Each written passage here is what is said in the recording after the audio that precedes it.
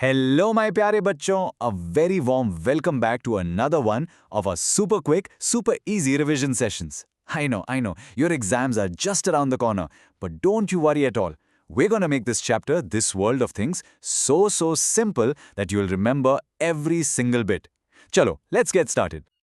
All right, bachon, first up, let's meet our friend Khushi. Look at her, sitting in our beautiful, bright classroom. So many things to see. Now, Khushi is a lot like you. Always curious, always wondering about the world. Let's see what question has popped into her clever little head today.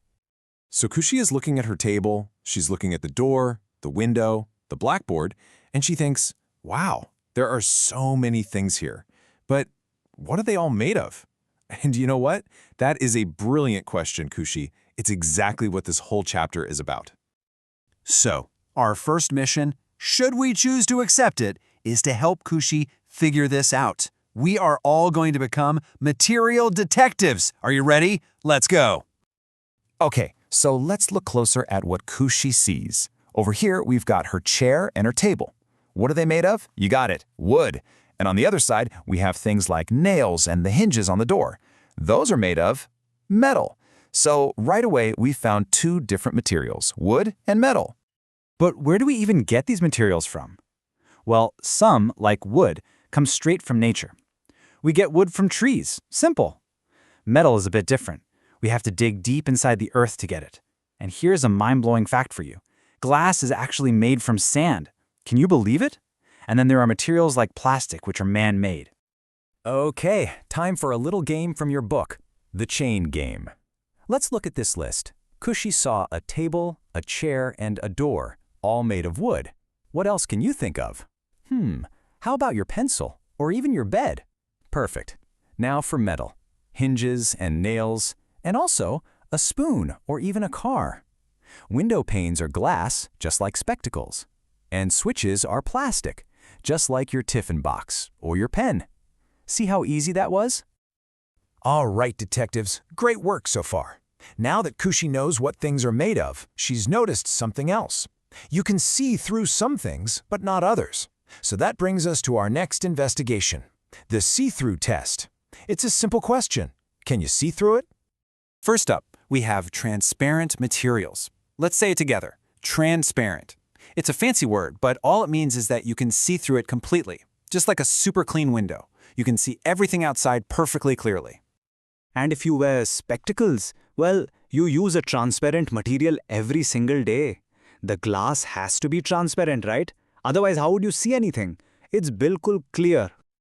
Okay, so what's the opposite? What do we call things that you absolutely cannot see through? We call those materials opaque. Think about it. Can you see through a brick wall? No way. Can you see through your science textbook? Of course not. So, walls and books are perfect examples of opaque objects.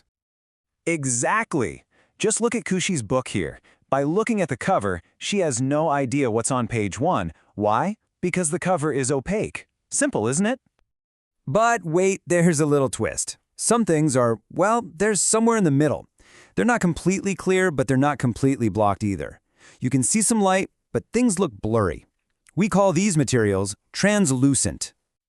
Have you ever used tracing paper or butter paper? Or seen those thin plastic cups? You can kind of tell there's something inside, but you can't really make out what it is. That's translucent for you. You can see light, but not the details. Now here's a fun way to remember this stuff. You all love using Instagram filters, don't you?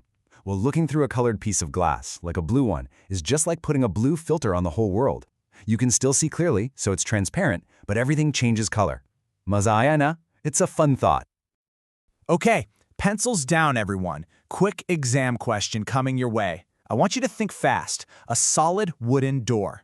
Is it transparent, translucent, or opaque?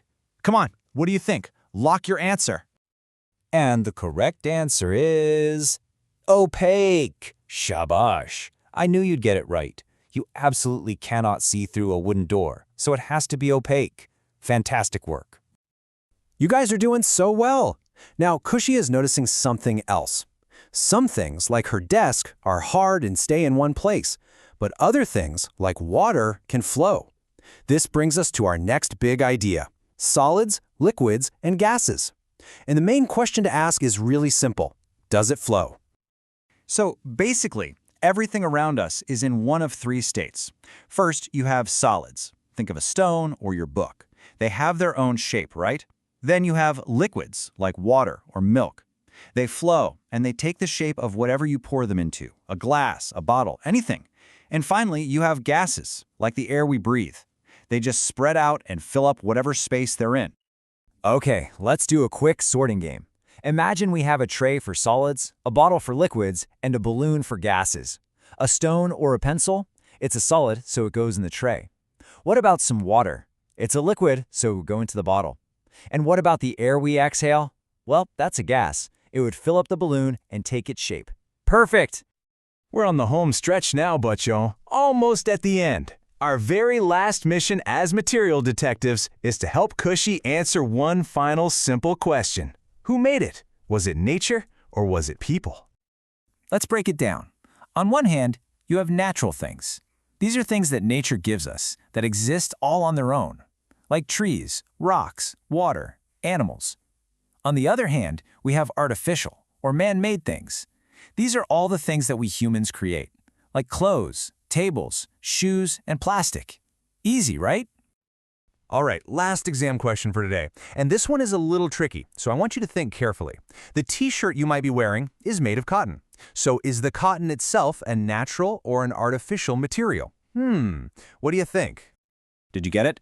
The cotton, which grows on a plant, is absolutely natural.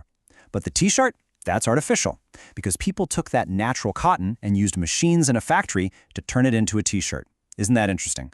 We take natural things and turn them into new, useful, man-made things all the time. Bahad Badiya, you are all just so smart. And just like that, our revision is done. We helped Khushi learn what things are made of, whether they are transparent or opaque, if they are solid, liquid, or gas, and if they are natural or man-made. The world is just full of amazing materials. And that leaves me with one last thought for all of you. What amazing new material will you help create one day? Think about that. All the very best for your exams, my dear children. You're going to do wonderfully.